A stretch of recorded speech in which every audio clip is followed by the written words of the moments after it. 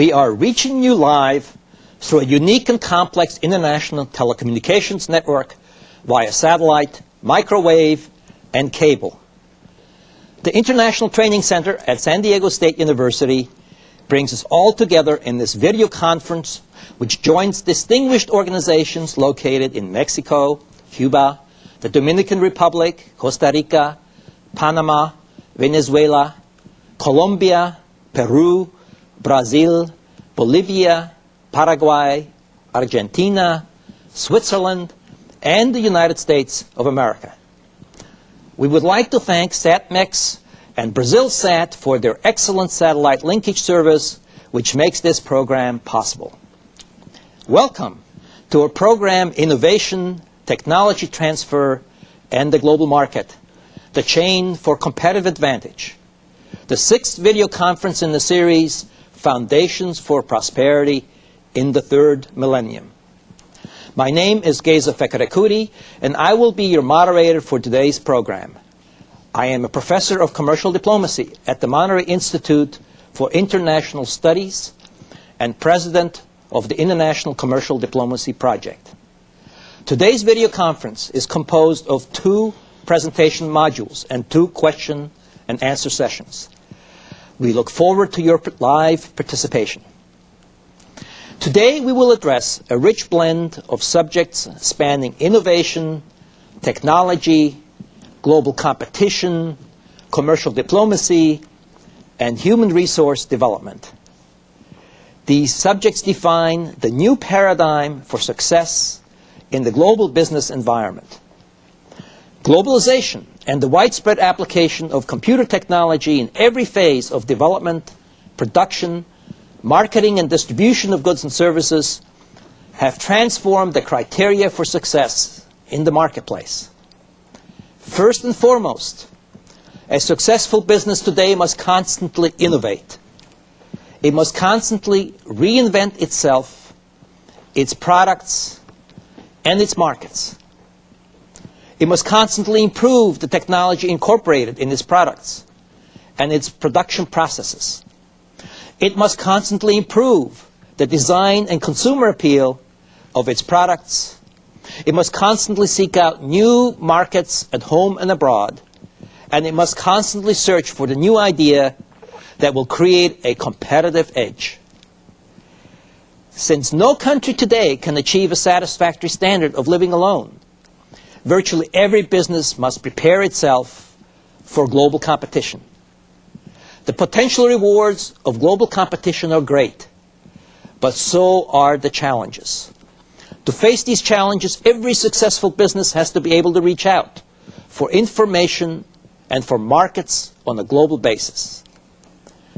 Private initiative can attract foreign partners who have the knowledge and skills required to penetrate foreign markets, or who own the rights to technology that is essential to gaining a competitive position in global markets. Individuals, however, can only go so far before they are constrained by government. Success in this new global economy therefore also requires the capacity to influence government policies at home and abroad, which may constrain private initiatives. Doing business abroad differs significantly from doing business in one's own country. Foreign countries have different laws and regulations governing economic transactions. They impose tariffs, quotas, and regulatory restrictions on foreign goods and services. In order to participate effectively in international markets, a business must know the rules that apply in other markets and how to negotiate regulatory issues with foreign governments. In order to do business abroad, a business must also be familiar with business practices, customs, and cultural values of other countries, and overcome language barriers. During the second part of today's program, we will learn more about commercial diplomacy, global trade, and useful resources that are available to trade professionals in developing countries. It is a pleasure to introduce today's distinguished speakers. Dr. Minakashi Krishnamoorthy and the Honorable Rubens Ricupero. Dr. Krishnamoorthy is currently a professor of quantitative methods at United States International University. He has 35 years of experience working as a professor and director for the Indian Institute of Management in Calcutta, as chairman of the Hinduism Cables Limited, as executive director of the National Productivity Council in New Delhi, India, as research associate and Ford Foundation faculty fellow for the Massachusetts Institute of Technology, as visiting lecturer at the University of Michigan in the United States, and a senior advisor and head research of planning for the Asian Productivity Organization in Tokyo, Japan, and as technical advisor for the International Labour Organization with postings in Nigeria and Bangladesh. Dr. Krishnamoorthy has contributed 80 documents in the form of national and international conference papers, journal articles, books, monograms, and technical reports for the United Nations and other organizations. Mr. Rubens Ricupero, a graduate from the School of Law at the University of Sao Paulo, was appointed as United Nations Conference on Trade and Development's 5th Secretary General in September 1995. Previously, he served as Brazil's deputy head of the presidential staff, special advisor to the president, Minister of Environment and Amazonian Affairs, and Minister of Finance. His diplomatic posts have included Director of the Department of North, Central, and South America for Ministry of Foreign Relations, Ambassador and Permanent Representative to the United Nations in Geneva, Ambassador to the United States of America, and Ambassador of Brazil to Italy. Other international positions he has held include head of the Brazilian delegation to the United Nations Human Rights Commission in Geneva, head of the Brazilian delegation to the Conference on Disarmament, chairman of the Finances Committee at the United Nations Conference on Environment and Development held in Rio de Janeiro, and governor for Brazil at the World Bank, the International Monetary Fund, and the African Development Bank. Mr. Ricupero has also served as professor at the University of Brasilia, and is also the author of several books and essays on international relations, economic development, and international trade and diplomatic history. Welcome. Let's begin with a preliminary question. How important is this so-called chain for competitive advantage for the future success, not only of nations and governments, but also for educational and business enterprises? Dr. Krishnamoorthy? Thank you. Let me focus on the educational institutions since I come from there. To be successful, you have to be resourceful. One of the resources is information. Today, information is available in abundance. So to be competitive, you have to get hold of the right information at the right time and apply it to the right place. This is the essence of the chain for competitive advantage. Mr. Secretary General. Putting it bluntly, it is a matter of the difference between life and death. If you look at the Fortune's list of the 500 largest companies in the 1950s, you'll see that many of them are no longer in existence. They were not able to cope with this economy that Dr. Krishnamoorthy has just described, knowledge-intensive economy. I would say that the concept of a chain should be understood in two meanings. One is that each step is dependent on the others. For instance, a concrete example, in Brazil, soya production is at a substantially lower cost than in the US. But when the soya reaches the port, the costs have been multiplied because the transport system is not efficient. So the infrastructure of service is not there. The second meaning is the value-added chain. In my intervention, I will give you an example that Germany now accounts for 9% of total exports of coffee, half the value of the exports of Brazil, which is the largest coffee exporter in the world. What is the explanation? It is that in coffee, in tea, and in cocoa, what counts is the processing, the blending, and the marketing. So we have to learn to do how the Germans do. Do it. Thank you, gentlemen. Let us begin with Module 1, in which Dr. Krishnamoorthy will speak to us about some key innovation principles and technology transfer.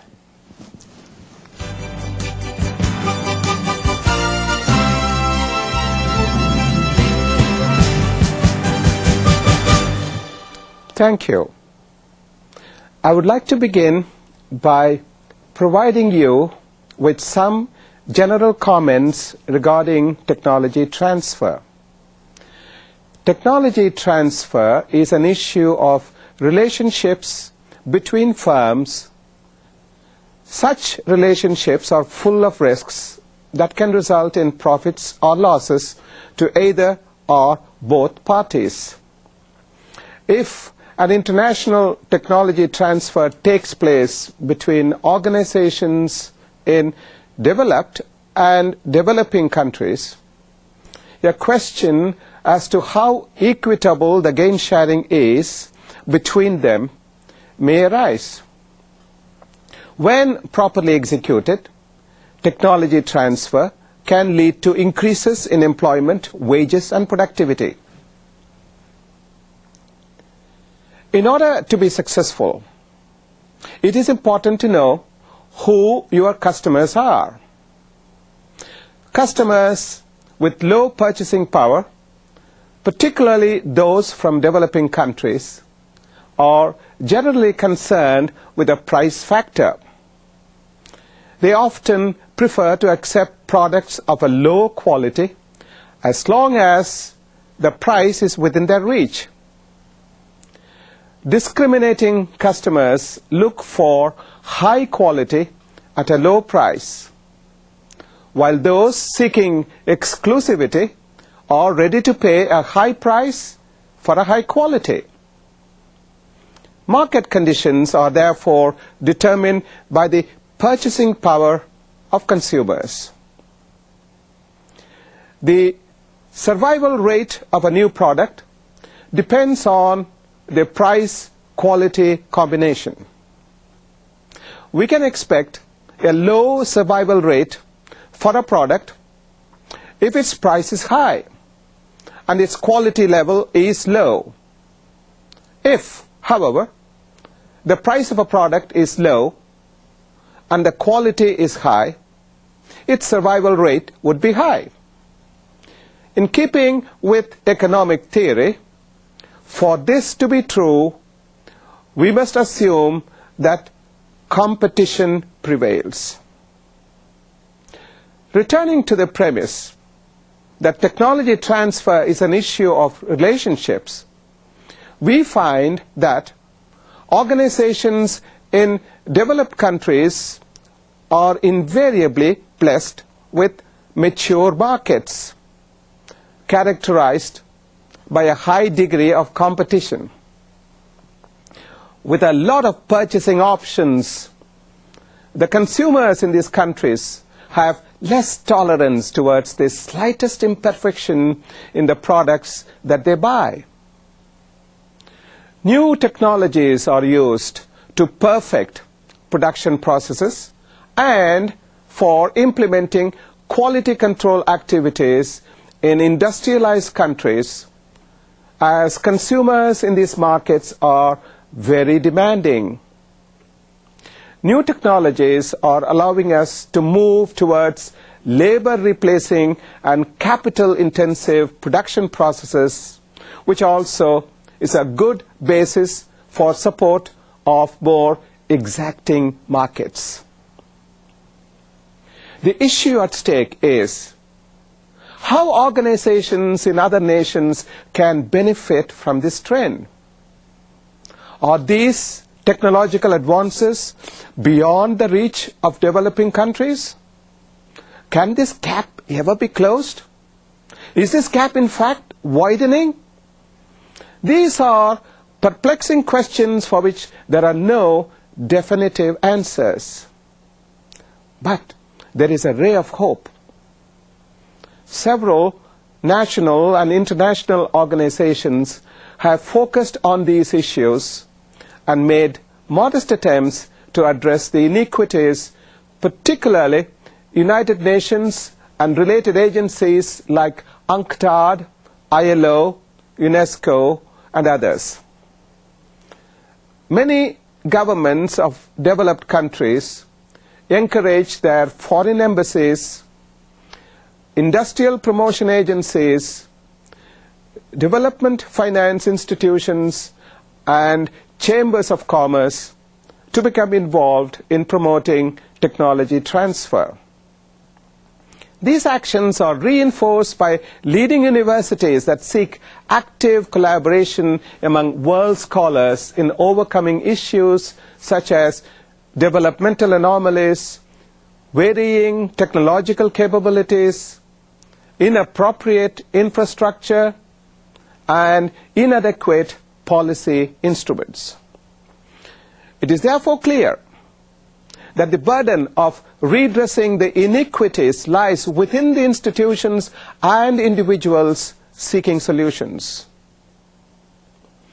With the advent of Internet, global communications has expanded tremendously.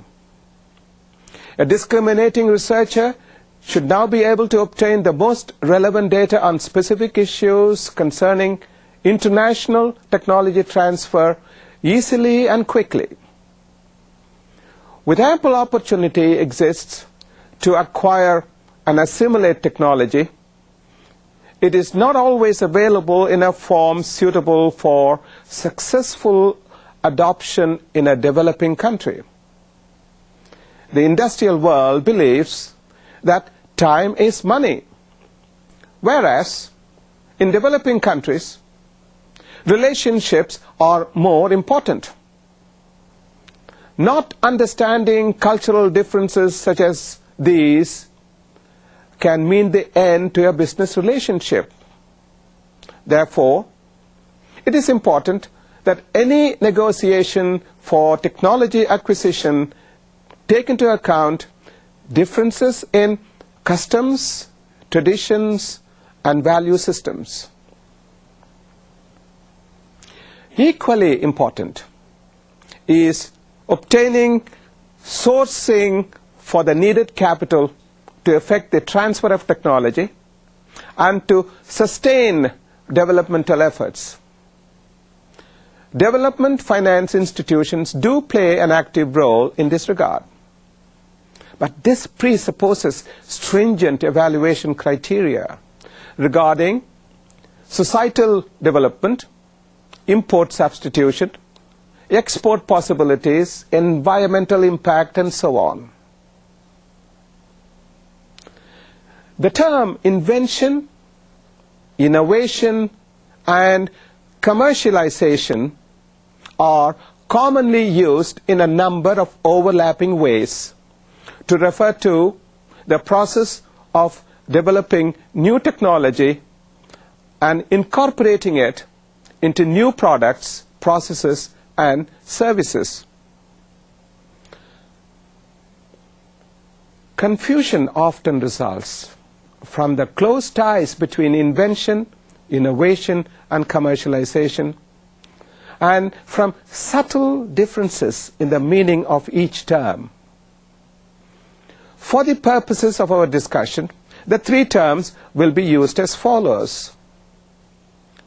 Invention refers to the act of devising or fabricating a novel device, process, or service. Invention describes the initial concept for a new product, process, or service, but not the act of putting it to use. Ideas for new inventions often arise from new market opportunities, improved manufacturing capabilities, or advances in technology. Invention can proceed apart from advance in the underlying science behind the product or service. The Wright brothers, for example, developed the first airplane without an understanding of the aerodynamic theory. Chester Carlson developed the first xerographic copier without a thorough understanding of photoconductive materials. Many drugs have been developed with little or no understanding of the molecular basis for their effects. These inventions, in turn, have triggered considerable research into aerodynamic theory, material sciences, and molecular biology, respectively, as scientists and engineers have attempted to improve upon the basic invention. An organization can protect its inventions with patents. However, many inventions are not patented, and most inventions are never exploited commercially.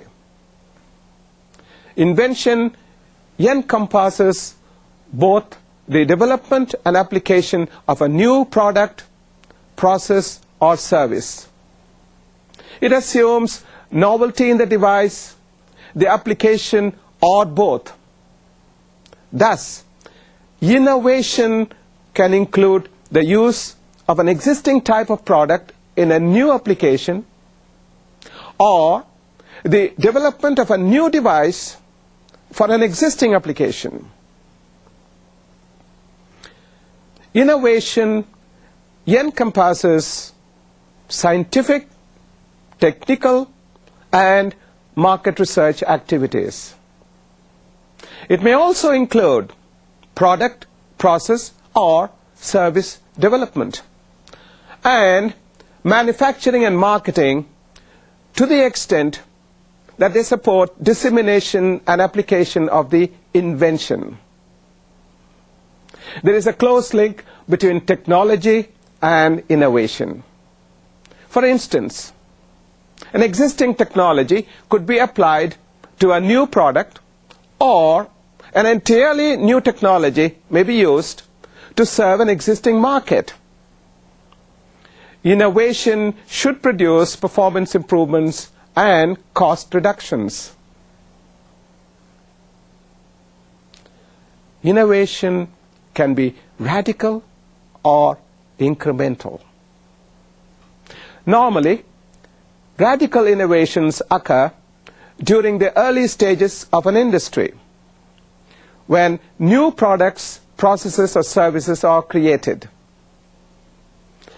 These innovations are often based on new sciences or technologies.